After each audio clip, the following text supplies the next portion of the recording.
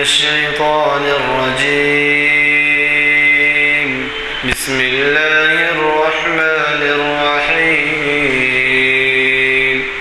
ولله ملك السماوات والأرض والله على كل شيء قدير إن في خلق السماوات والأرض واختلاف الليل والنهار لآيات لأولي الألباب الذين يذكرون الله قياما وقعودا وعلى جنوبهم ويتفكرون في خلق السماوات والأرض ربنا ما خلقت هذا باطلا سبحانك فقنا عذاب النار ربنا إنك من تدخل النار فقد أخزيته وما للظالمين من أنصار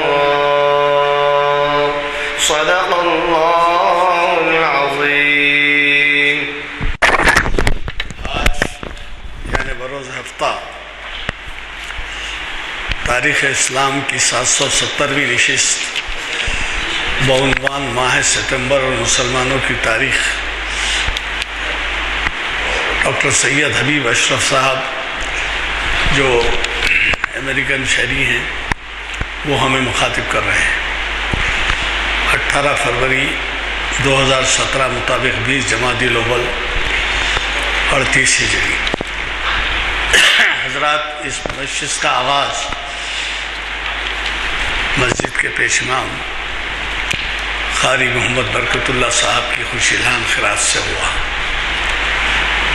ہمیں خوشی ہے کہ ڈاکٹر صاحب آج ہمیں جو مخاطب کر رہے ہیں انہوں نے پہلی بار بھی ہمیں کئی مرتبہ مخاطب کیا ہے اور بڑے ہی اہم عنوانات سے اور پررز معلومات عنوانات سے. ڈاکٹر سید حبیب اشرف صاحب حیدرآبادی ہیں، وہ کہ وہ اس وقت امریکہ میں مقیم ہو گئے ہیں، لیکن وہ وطن کو بھولتے نہیں اور ہر سال 4-6 مہینے یہاں گزارتے ہیں.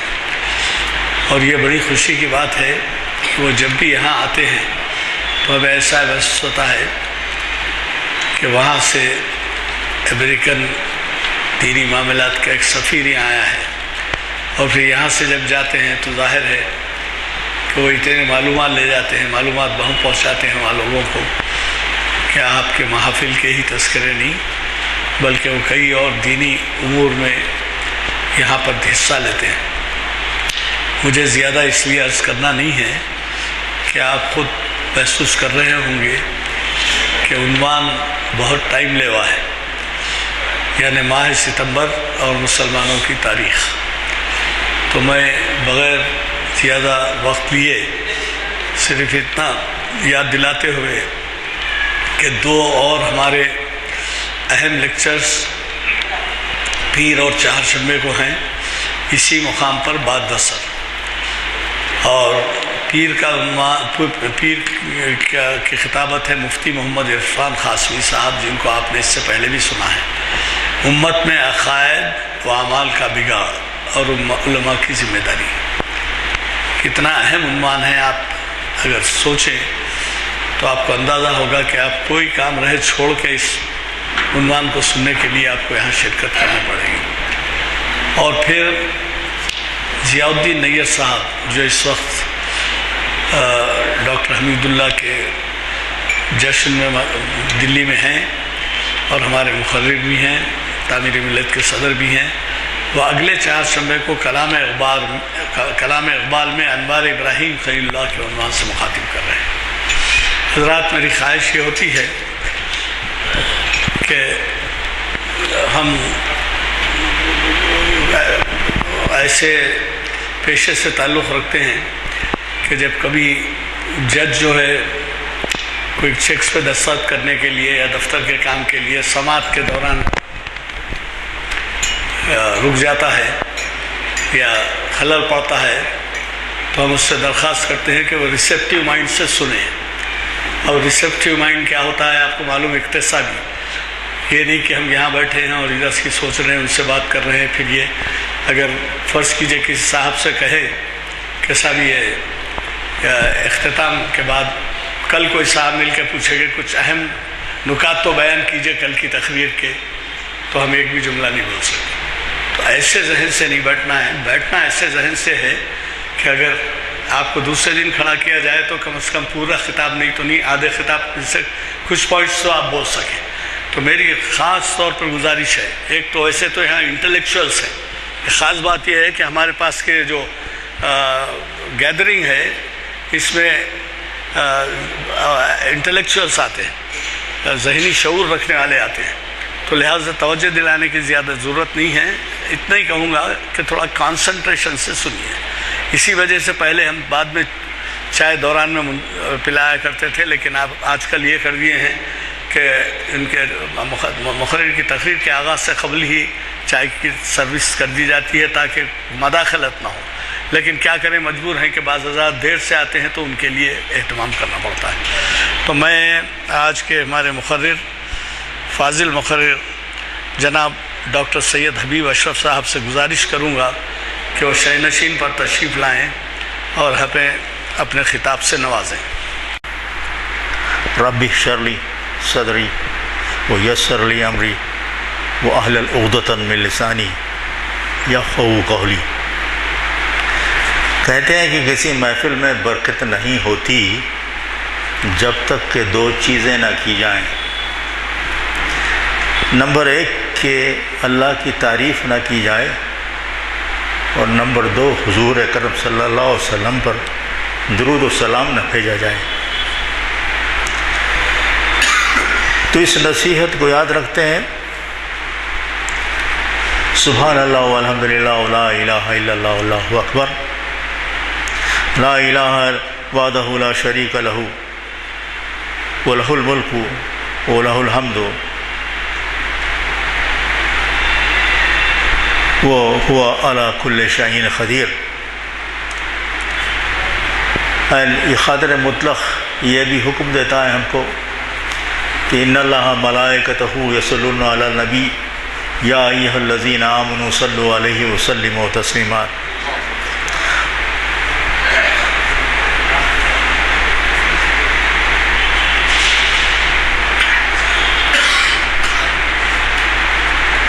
سو کما صلیت علی ابراہیم وعلی آل ابراہیم انک حمید مجید، اللہم بارک علی محمد کما بارکت علی ابراہیم وعلی آل ابراہیم انک حمید مجید۔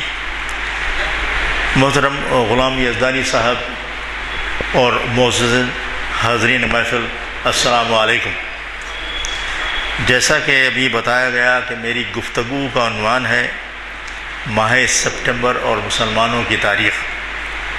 اس سے پہلے کہ میں آگے بڑھوں آپ کو یہ بتا دوں کہ میں کوئی اسکالر نہیں ہوں، I am a student of Islam and Muslims. So بہرحال میں نے جب اس پروجیکٹ پر کام کرنا شروع کیا تو ذہن میں کچھ واقعات تھے، پھر میں نے جب ریسرچ تحقیق شروع کی تو بقول مجروح سلطان پوری میں اکیلا ہی چلا تھا جانب منزل، لیکن لوگ آتے گئے اور کاروان بنتا گیا کہ مزداق اتنا مواد جمع ہو گیا کہ میں اس کو 45 منٹ میں سما نہیں سکتا، اس لیے 2 حصوں میں پیش کرنے کا ارادہ ہے۔ تو آئیے آج کی محفل میں یہ بتا دوں کہ 9/11 کے بعد دنیا کے تاریخ کو ایک نیا موڑ دیا اس واقعے نے، اور سپٹمبر کے مہینے کی ایک عالمگیر شہرت دی۔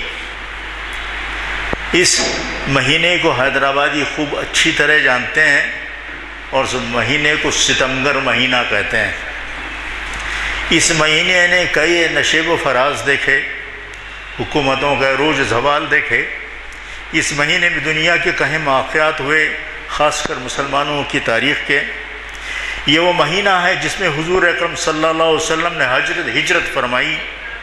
یہ وہ مہینہ ہے جس میں جنگیں لڑی گئیں، یہ مسلمانوں کو کبھی فتح ہوئی تو کبھی شکست، کبھی ہار تو کبھی جیت۔ یہ وہ مہینہ ہے جس میں صلیبی جنگیں لڑی گئیں، اور یہ وہی مہینہ ہے جس میں صلیبی جنگوں کا ہمیشہ کے لیے خاتمہ کر دیا گیا۔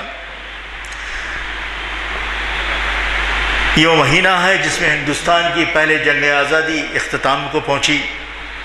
یہ وہ مہینہ ہے جس میں سیلاب آئے اور انقلاب برپا کیے گئے.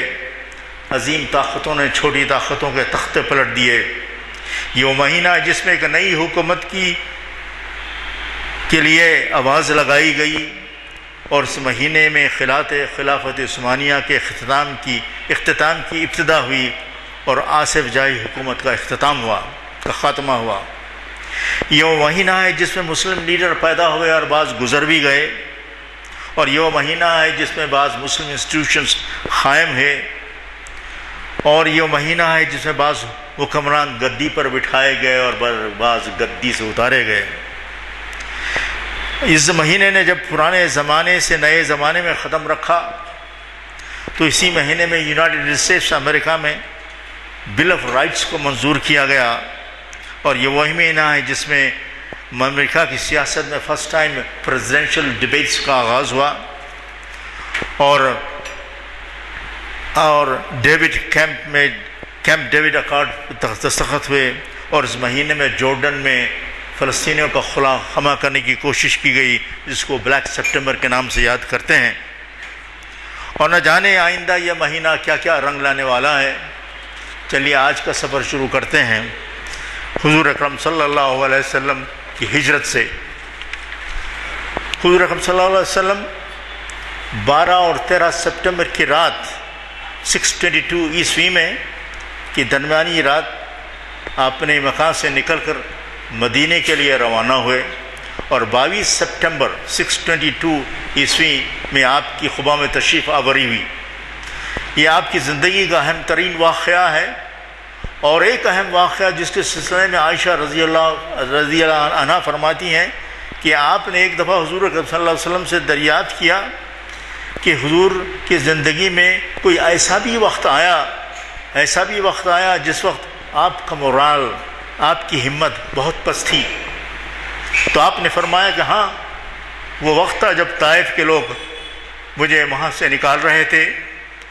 اور ان دو واقعات کا ذکر میں اس لیے کر رہا ہوں کہ آپ کو بتاؤں، یاد دلاؤں کہ ان دونوں ویری کروشل مومنٹس پر، انتہائی نازک موقعوں پر حضور اکرم صلی اللہ علیہ وسلم نے 2 غیر مسلم کافروں سے مدد لی. یہ سنت رسول ہے. جیسا کہ آپ کو معلوم ہے حضور اکرم صلی اللہ علیہ وسلم تبلیغ کے لیے طائف تشریف لے گئے، تو یہ صرف وہاں کے عمرا نے آپ کی درخواست مسترد کر دی، بلکہ نہ مسترد کی، بلکہ آپ کو وہاں سے نکل جانے کے لیے کہا. جب آپ واپس ہونے لگے تو آپ کے پیچھے اسٹریٹ ارچنز کو لگا دیا، جنہوں نے آپ کے ساتھ گستاخیاں کی، نہ صرف گستاخیاں کی بلکہ پتھراؤ بھی کیا. اور حضور اکرم صلی اللہ علیہ وسلم زخمی ہو گئے اور شہر سے کوئی 3 میل دور جا کر ایک باغ میں بیٹھ گئے اور دعا مانگی. یہ دعا مستضعفین کے نکل آتی ہے، دعا بھی سن لیجئے. بار الہ، میں تجھی سے اپنی کمزوری و بے بسی اور لوگوں کے نزدیک اپنی بے قدری کا شکوہ کرتا ہوں.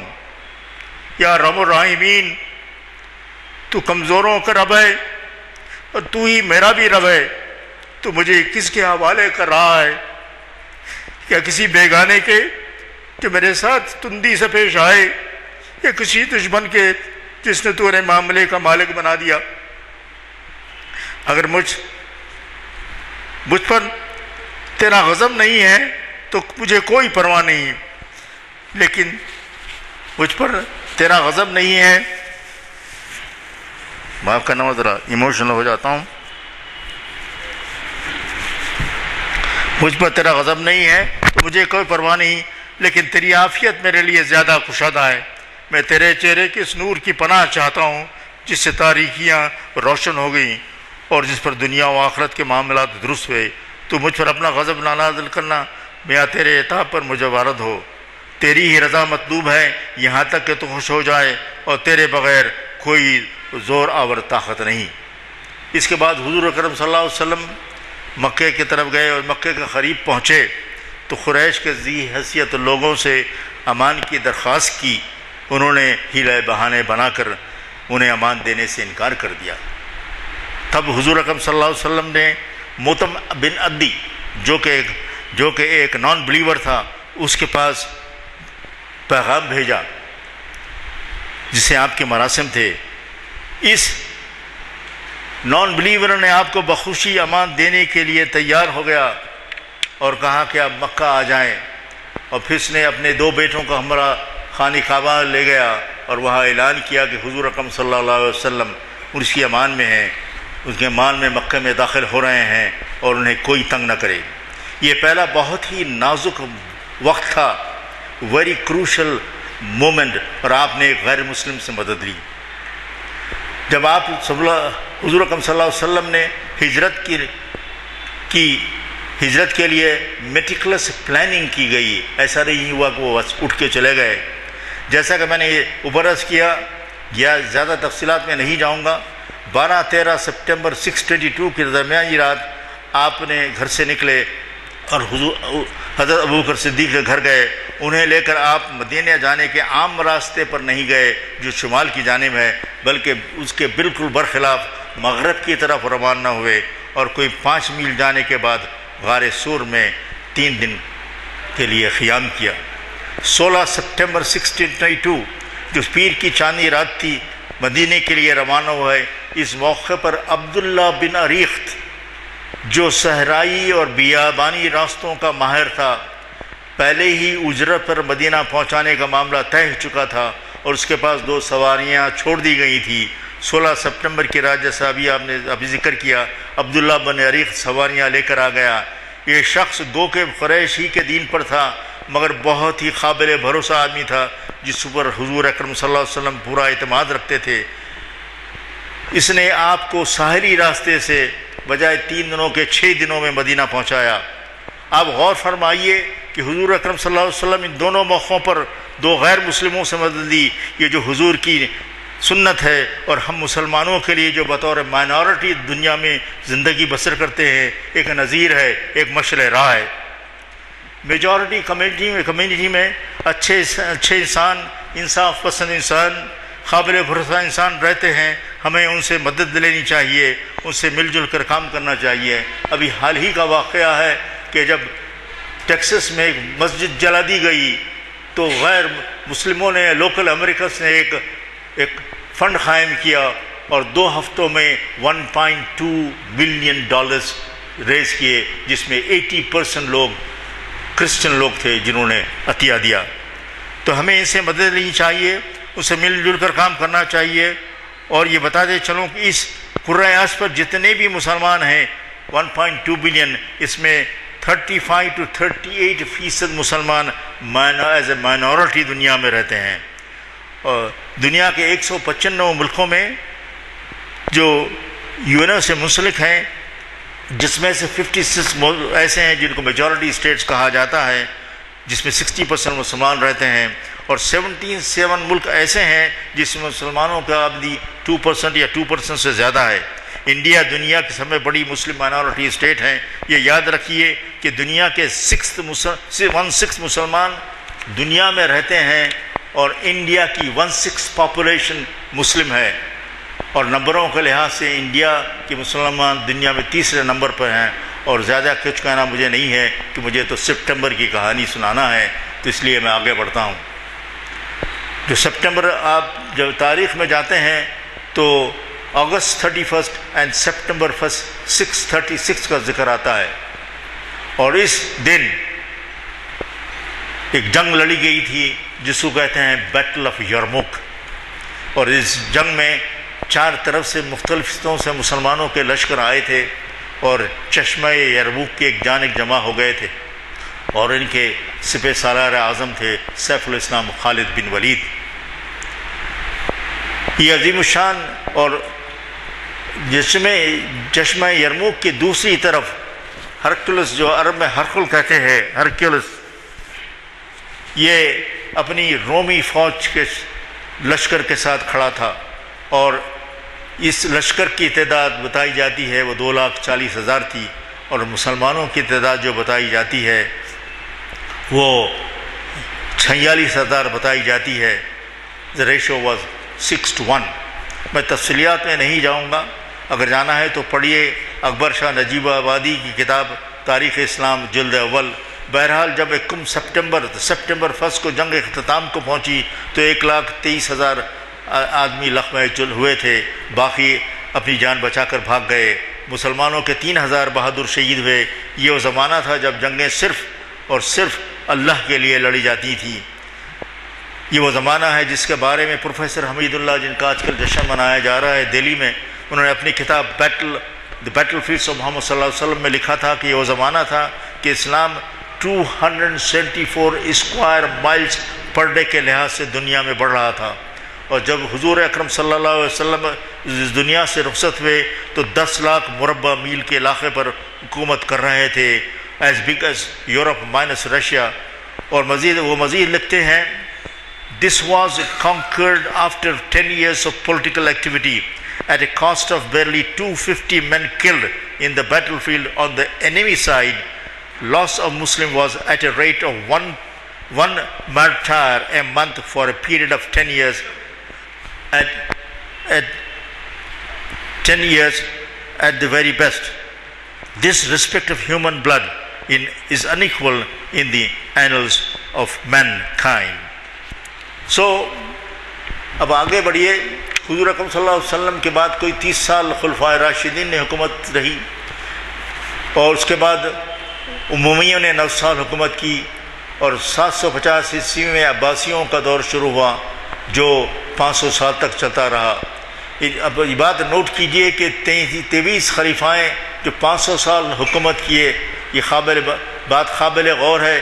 ان سب خلیفاؤں کی مائیں کنیزیں سلیو گرلز تھیں، پرشین، یورپینز، بربرز، ابیسینینز اینڈ ٹرکش اور آرمینینز، سوائے 3 خلیفاؤں کے جن کی مائیں معزز خاندانوں کی آزاد عورتیں تھیں.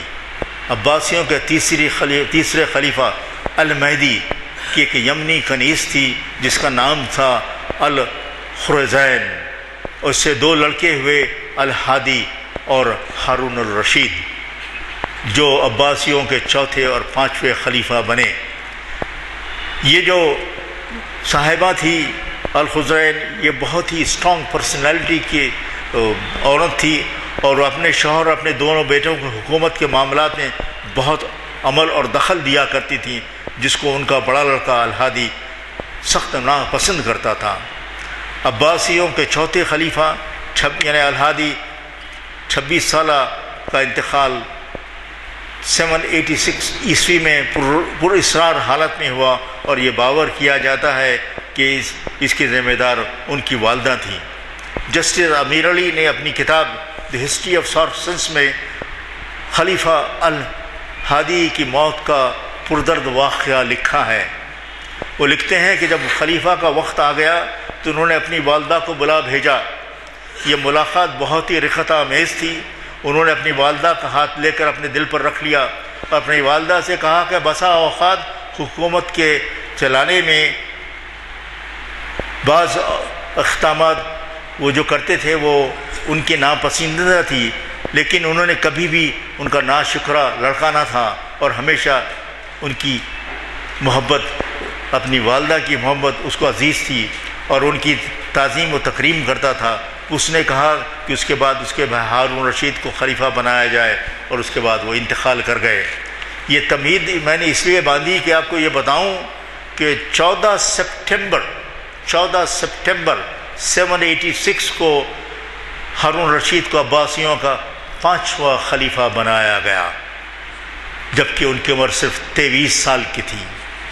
ہارون رشید کے بارے میں تو کتابیں لکھی گئی. یہ بہت ہی بلند خلیفہ تھا، مگر اس کی طبیعت میں تضاد تھا. چارلس گائے ایٹن جو ایک برٹش ڈپلومیٹ تھے جو بعد میں مسلمان ہو گئے، انہوں نے ایک کتاب لکھی ہے اسلام اینڈ دی ڈیسٹنی آف مین، جس میں ہارون رشید کے بارے میں لکھا ہے کہ certainly he feared his creator as he defied him.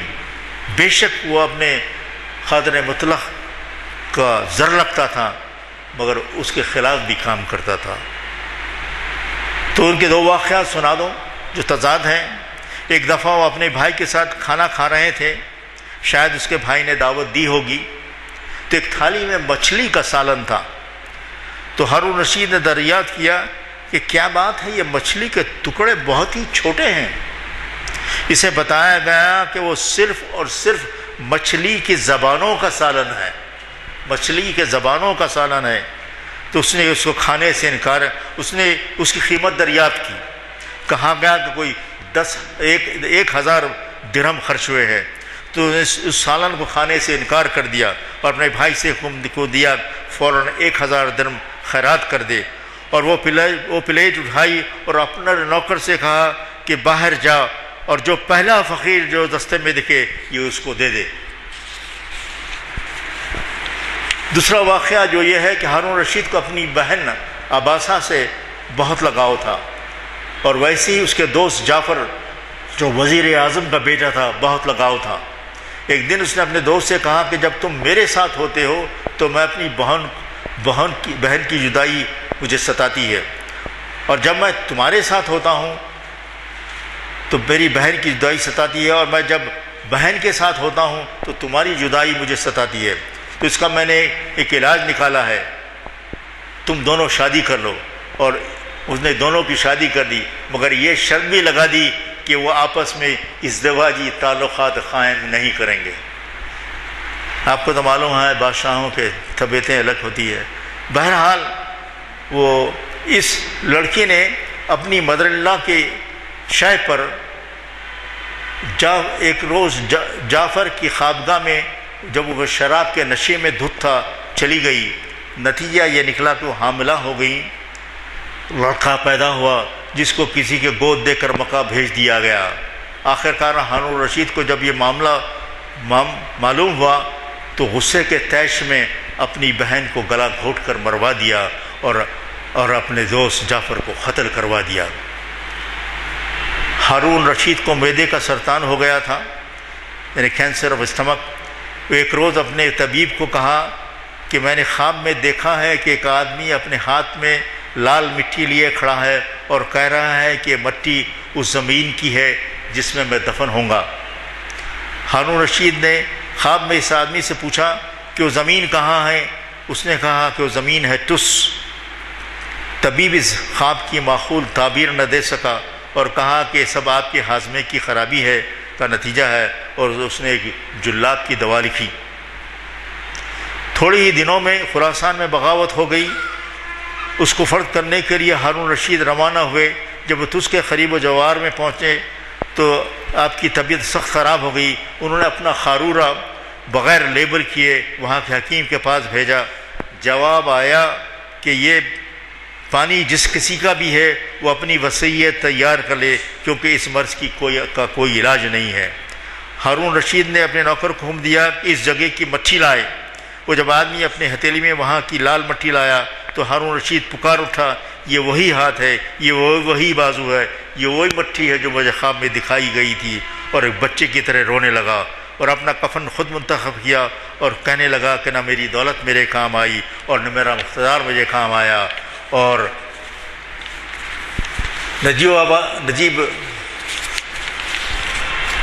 مولانا نجیب اکبر شاہ نجیب آبادی لکھتے ہیں کہ وہ جس مکان میں ٹھہرا ہوا تھا اس مکین کے ایک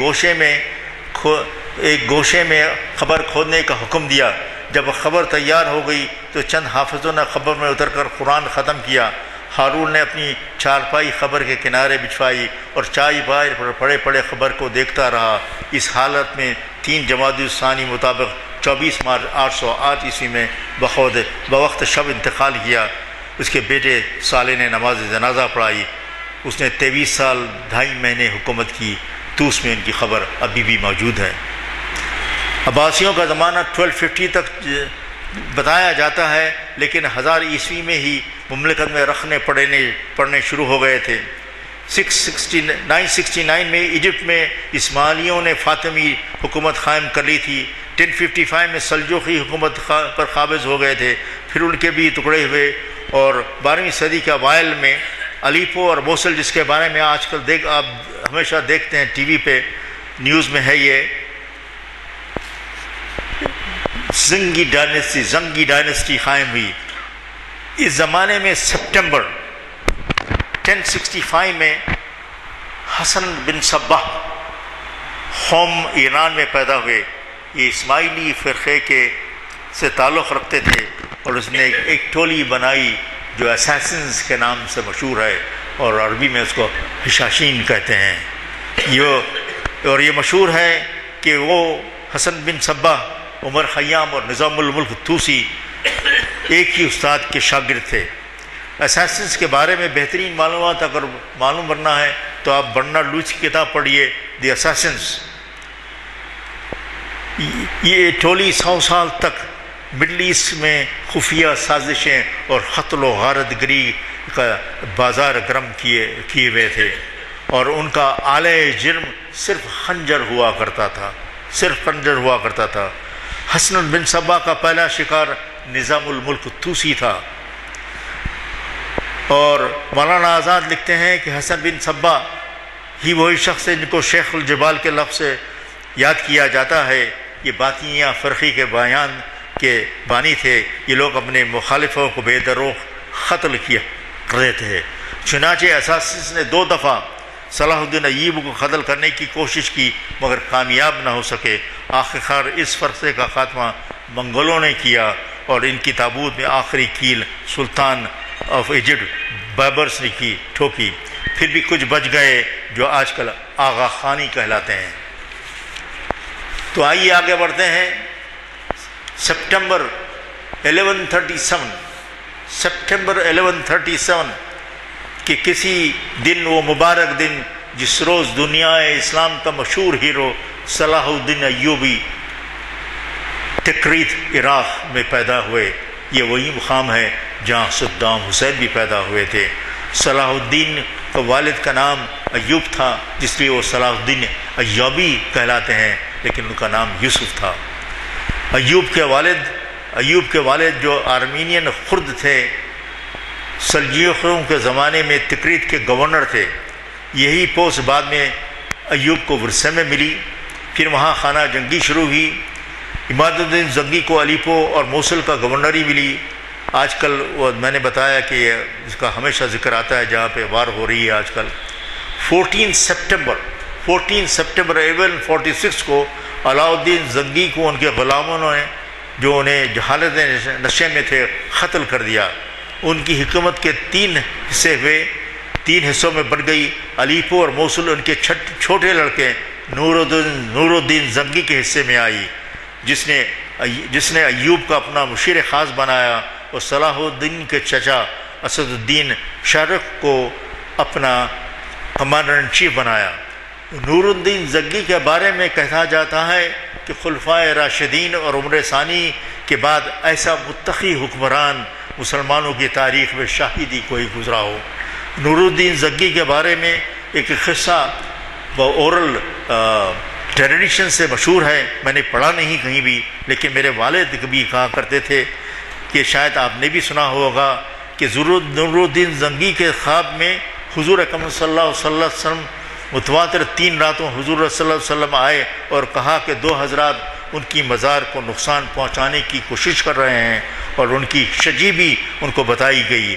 چنانچہ نور الدین مدینہ آئے اور وہاں کے تمام رعایا کو کھانے پر بلایا اور گیٹ پر کھڑا رہا، مگر اس شبی کے 2 حضرات وہاں نظر نہیں آئے۔ تو دریافت کیا کہ شہر میں کوئی اوج بچ تو نہیں گیا ہے۔ اس کو بتلایا گیا کہ صرف 2 یہودی ہیں، راہب ہیں، جو اپنے مقام سے کہیں باہر نہیں جاتے، تو انہیں بلا بھیجا گیا۔ اور یہی وہ 2 یہودی تھے جن کی شجی ان کو خواب میں بتائی گئی تھی۔ یہ اپنے گھر سے حضور کی خبر تک سرنگ کھود رہے تھے۔ انہیں سزا دی گئی، اور نور الدین زنگی نے حضور کے مزار کے اطراف سیسے کی دیوار بنا دی۔ اللہ عالم۔ جیسا کہ میں نے عرض کیا، نور الدین زنگی کے چیف ان چیف صلاح الدین ایوب کے چچا تھے۔ ان کے انتقال کے بعد یہ ذمہ داری صلاح الدین ایوب کو سونپی گئی جب وہ 31 برس کے تھے۔ کہانی بڑی لمبی ہے، مجھے صرف سپٹمبر کا کہانہ سنانا ہے۔ صلاح الدین ایوبی کو کہ مختلف مسلمان گروہوں کو اپنے اقتدار میں لانے کے لیے کوئی 10 سال لگ گئے، اس سے پہلے کہ وہ بیت المقدس کی طرف بڑھے اور ان کو کروسیڈرز کے چنگل سے چھڑا سکیں۔ 10 سپٹمبر 1171 صلاح الدین ایوبی نے مصر کے فاطمی خلیفہ العدید کو معزول کر کے عباسی خلیفہ المستعدی کو مصر کا خلیفہ بنایا۔ قصہ مختصر 30 سپٹمبر 1183 کو صلاح الدین مسلمانوں کے عظیم الشان لشکر کے ساتھ بیت المقدس کی طرف بڑھے۔ عیسائیوں کا بھی لشکر کچھ کم نہیں تھا، معاملہ کھٹائی میں پڑ گیا۔ 3 سال گزر گئے اور آخر کار جون 1187 میں معرکہ حطین ہوا، جس میں صلاح الدین ایوبی کو کامیابی نصیب ہوئی۔ پھر صلاح الدین ایوبی نے اسکلان کو بھی فتح کر لیا، اور جو بیت المقدس سے 40 میل دور ہے۔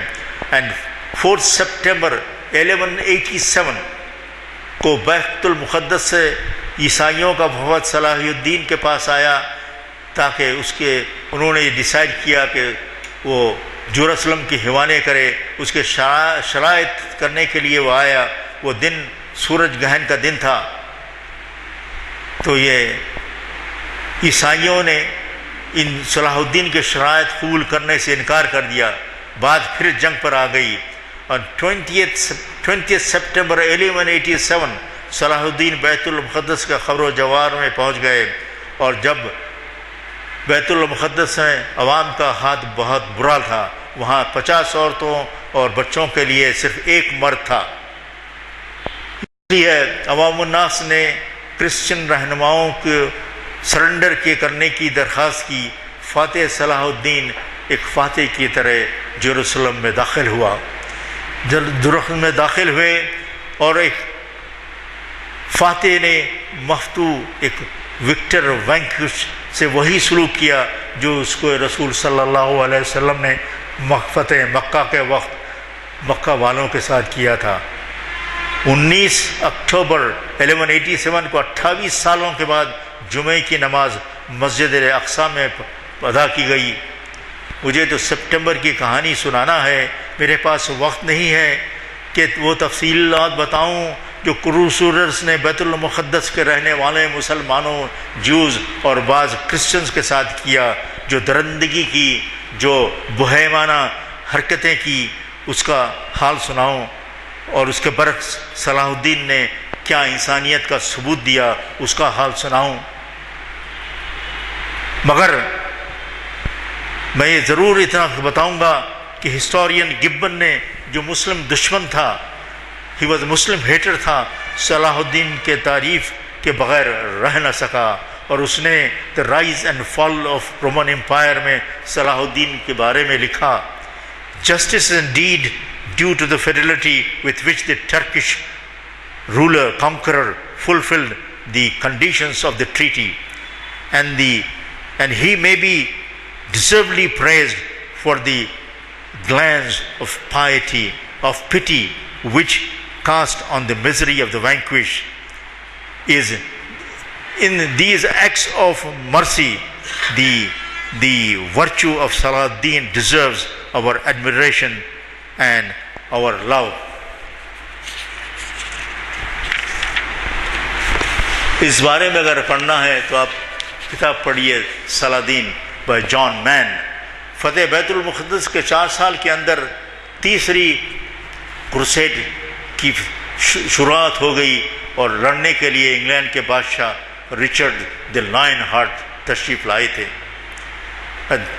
تھرڈ کروسیڈ اینڈڈ اپ ان اے ڈرا، نہ کسی کی جیت ہوئی اور نہ کسی کی ہار، اور 2 سپٹمبر 1191 کو ٹریٹی آف جافا پر صلاح الدین ایوبی نے دستخط کیے۔ کروسیڈرز اپنے گھروں کو واپس چلے گئے، اور صلاح الدین ایوبی مسلمانوں کا یہ ہیرو 4 مارچ 1193 کو الصبح 54 سال کی عمر میں مسکراتے ہوئے اس دنیا سے کوچ کر گئے، جبکہ ان کے بازو بیٹھے ہوئے شیخ سورۃ توبہ کی یہ آیت پڑھ رہے تھے، فَانْتَوَلَّوْا فَقُلْ حَسْبِيَ اللَّهُ لَا إِلَٰهَ إِلَّا هُوَ علیہ توکلت ہوا رب العرش العظیم۔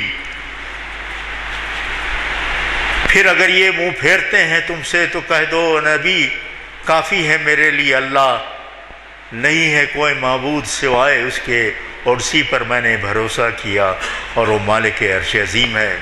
اور British encyclopaedia wrote the most powerful ruler of the Muslim world passed away and he did not have enough money to pay for his grave۔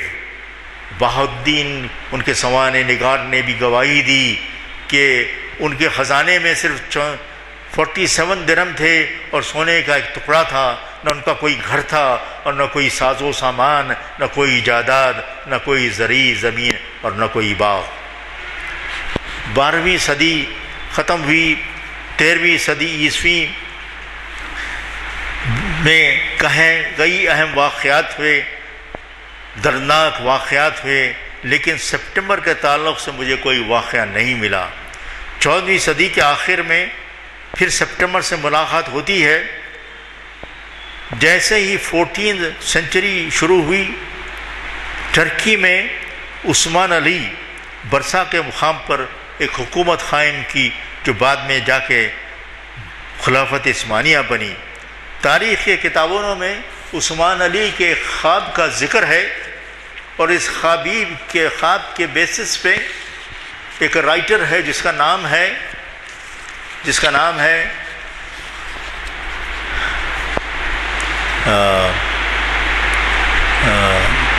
نام اب جی یاد نہیں آ رہا ہے، بہرحال اس نے ایک کتاب لکھی یا اس کا نام ہے کیرولین فنکل۔ اس نے ایک کتاب لکھی ہے عثمان's ڈریم۔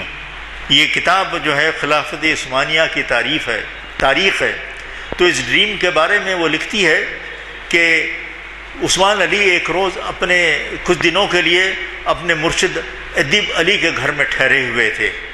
ایک رات انہوں نے خواب میں دیکھا کہ ان کے مرشد کے سینے سے ایک چاند نکلا اور وہ ان کے خود کے سینے میں پیوست ہو گیا، یعنی عثمان علی کے سیور میں۔ اور پھر ان کے ناف سے، یعنی عثمان علی کے ناف سے ایک جھاڑ نکلا اور اس کا سایہ اور جھاڑ چھا گیا اور اس کا سایہ اطراف پر چھا گیا۔ اس کے نیچے پہاڑ تھے، جھرنے تھے، لوگ پانی پی رہے تھے، اپنے باغوں کو سینچ رہے تھے، پانی کے فوارے تھے۔ جب وہ اٹھے تو انہوں نے اپنا خواب اپنے مرشد کو سنایا، تو ان کے مرشد نے ان کو تعبیر دی اور کہا کہ مبارک ہو تمہیں، سبحان اللہ، تمہیں ایک سلطنت ملنے والی ہے اور میری بیٹی تمہاری بیوی ہوگی۔ تو میں نے یہ سب اس لیے کہا کہ اسی ڈائنسٹی کے ایک سلطان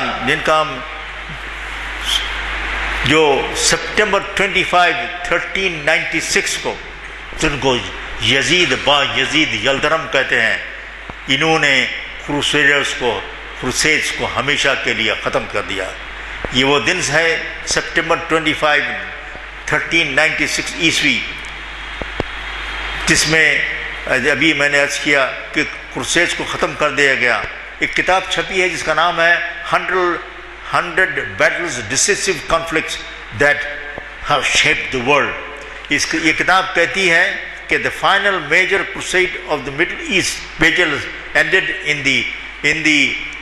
in a horrendous defeat for the Christians at the hands of an Ottoman army in the Balkans۔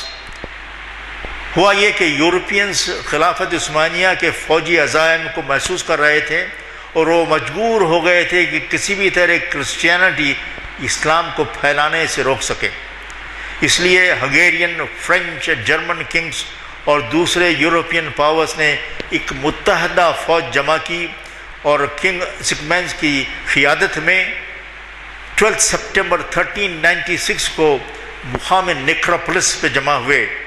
یہاں پر بیازید یلدرم ٹھہرا ہوا تھا اور 25 سپٹمبر کو جنگ لڑی گئی، جس میں یورپین فوج کو شکست فاش ہوئی اور کروسیڈرز کا خاتمہ ہمیشہ کے لیے کر دیا گیا۔ جیسا کہ اوپر کہا گیا،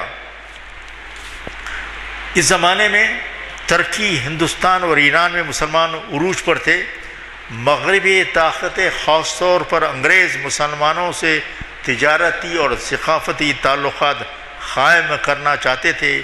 اس منظر میں سپٹمبر 1579 میں کے اواخر میں ایک خط لکھا گیا کوئین الزبتھ کے نام، کوئین آف انگلینڈ کے نام۔ یہ خط لکھا گیا تھا خلافت عثمانیہ کے 15ویں سلطان مراد III کی طرف۔ یہ خط وصول ہوا اور یہ خط ایک انگریز حکمران اور ایک ترکی کے مسلمان کی اولین ترین خط و کتابت ہے جو 17 سال تک جاری رہی۔ یہ خط و کتابت صرف تجارتی تعلقات کے بارے میں تھی۔ اس خط کا ذکر جیری بولٹن نے اپنی کتاب دی سلطان اینڈ دی کوئین میں کیا ہے جو ابھی 6 مہینے پہلے چھپی ہے۔ اس خط کا لہجہ وہ ہے جو ایک حکمران کا اپنی رعایا کے ساتھ ہوتا ہے۔ اس کا جواب جو ملکہ نے دیا اس کا لہجہ بتلاتا ہے کہ وہ سلطان کو اپنا حکمران سمجھتی تھی۔ یہ وہ زمانہ ہے جب انگلینڈ کے میں حکمران الزبتھ I تھی، ہندوستان میں اکبر اعظم تھے اور استنبول میں مراد III۔ آپ کی دلچسپی کے لیے میں ایک کوٹیشن دینا چاہتا ہوں۔ یہ کوٹیشن میں نے لیا ہے ایک کتاب جو کہ 4 سے 5 سال پہلے الیکس وان ٹنزلمن نے لکھی جس کا نام ہے انڈین سمر۔ یہ انڈیا کی ڈویژن کی تاریخ ہے۔ اس میں وہ لکھتی ہیں In the beginning there were 2 nations. One was a vast, mighty and magnificent empire, brilliantly organized and culturally unified, which dominated a massive swath of the earth. The other was a undeveloped semi-feudal realm riven by religious factionalism and barely able to feed its illiterate, diseased and stinking masses. The first nation was India and the second nation was England. عروج کے بعد زوال آنا تو ضروری ہے۔ یہ زوال شروع ہوا جس کی تاریخ میں نیکسٹ ٹائم جاؤں گا آپ کو۔ مسلمانوں نے for 1000 years they dominated the world affairs. 700 years definitely and 300 years relatively. اور اس کے بعد جو سپٹمبر میں آپ کو کہانی ملے گی وہ انشاءاللہ آئندہ ہفتے میں آپ کو سناؤں گا۔ لیکن میرے معزز لیڈر نے مجھ سے کہا کہ لوگ 2 دفعہ نہیں آتے ہیں تو آپ ٹاپک کا نام بدلیے۔ میں تو اس کو ٹاپک یہ ہوگی مسلمان اور منتھ آف سپٹمبر۔ اور آئیے اور سنیے، ہو سکا تو ضرور تشریف لائیے ورنہ شاید کوئی نیا کراؤڈ ہوگا۔ Thank you very much. کہ حیدرآبادی مسلمانوں میں کم از کم سپٹمبر کا مہینہ صرف محدود واقعات کا مہینہ سمجھا جاتا ہے۔ کبھی کوٹ کر دیا پولیس ایکشن کو، کبھی کوٹ کر دیا طغیانی کو، کبھی کوٹ کر دیا۔ آپ نے اندازہ لگایا ہوگا کہ کیا کیا انقلابات سپٹمبر میں آئے ہیں، اور یہ آج کے مخیر صاحب کا کہ گہرے مطالعہ کا نتیجہ ہے کہ ہم جب کبھی دینی کتب پڑھتے ہیں یا دینی معلومات حاصل کرتے ہیں تو اس میں سن ہجری ہوتا ہے۔ اب یہ آپ نے سپٹمبر کی جو تاریخ نکالی ہیں اس میں ایسے ہی ہوا جیسے سمندر کے تہہ میں جا کے لالو گھر نکالنا ہے، کیونکہ اس کے ساتھ جو مربوط واقعات ہیں اس سے اندازہ ہوا ہوگا آپ کہ سپٹمبر کا عنوان انہوں نے کیوں چنا ہے۔ میری ایک خواہش یہ بھی ہے، ڈاکٹر صاحب تو ہیں ہی میڈیکل فیلڈ کے ڈاکٹر، لیکن اب یہ اگر تھیسس کے طور پہ مان لیا جائے تو شاید لٹریچر کے بھی پی ایچ ڈی ہو جائیں گے اور ڈاکٹر کہلائیں گے۔ آپ کو خود اندازہ ہوا ہوگا کہ کیسے واقعات جس کا کہ یا تو ہمیں علم نہیں ہے یا پھر ہمارے کمزور حافظے کی وجہ سے ہمارے ذہن میں نہیں رہے۔ ماشاءاللہ سے انہوں نے جس کوشش اور کاوش سے یہ لیکچر تیار کیا ہے اس کا پوری طریقے سے آپ کو اندازہ ہوا ہوگا کہ اس میں کتنی وقت کتنا لگا ہوگا اور کتنی کوشش و کاوش ہوگی۔ اب جب کہ مزید ایک لیکچر کا انہوں نے ہمیں وقت دیا ہے، تو آپ اس بات کا خیال رکھیں کہ اس میں ضرور تشریف لائیں اور اس سے فیض حاصل کریں۔ یہ نیکسٹ ویک میں ہی ہے اور وہی ہفتے کے دن ہے اور بعد نماز عصر ہے، اور یہ بھی ہے کہ کل نہیں پرسوں شاید آپ کو اویلیبل رہے گا ویب سائٹ پہ، اگر موقع ہو تو ہمارے کئی گھرانے ایسے ہیں جو دینداری میں بہت ہی دلچسپی رکھتے ہیں، اور جب ان کو اس قسم کے کیسٹ سنائے جائیں گے یا ویب سائٹ بتائے جائیں گے تو وہ شاید آپ کے مشکور ہوں گے کہ انہوں نے کہ ان کو اس طریقے کے علومات سے آپ نے واقف کروایا۔ مجھے زیادہ کچھ کہنا نہیں ہے کیونکہ وقت قریب ہے، اس لیے میں مخرج صاحب سے دعا کی خواہش کرتا ہوں، اور میں نے جیسے آپ سے کہا ہے پیر کا جو خطاب ہے اس میں مت بھولیے، پیر کے خطاب کے بعد پیمفلیٹ چھپ کے آ گئے ہیں، آپ لے لیجئے، اور امت میں عقائد و اعمال کا ریکارڈ اور علماء کی ذمہ داری مفتی محمد عرفان قاسمی صاحب مخاطب کر رہے ہیں، اور پھر اگلے 4 شنبے کو یعنی آنے والے 4 شنبے کو کلام اقبال میں انوار ابراہیم خلیل اللہ کے عنوان سے فاضل مقرری جنہوں نے شاید 150 خطاب کیے ہوں گے اب تک یہاں پر، میری مراد تعمیر ملت کے صدر جناب محمد ضیاء الدین نیر صاحب سے ہے، وہ محفل اقبال شناسی کی 887ویں نشست کو مخاطب کریں گے۔ جزاک اللہ۔ ربنا آتنا فی الدنیا حسنۃ وفی الآخرۃ حسنۃ وقنا عذاب النار۔